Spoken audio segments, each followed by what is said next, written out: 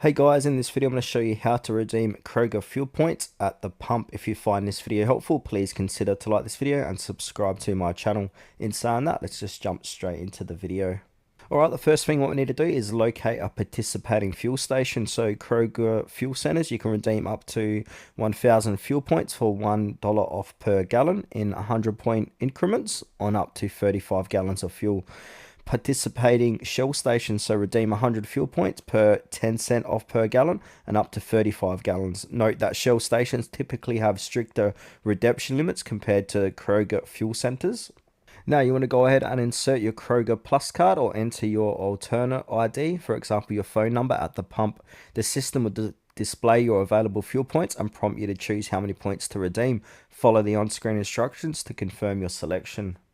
Then from here, finalize the transaction, so select your payment method and complete the fueling process. Your discount will be applied to the price per gallon up to the maximum allowed gallons.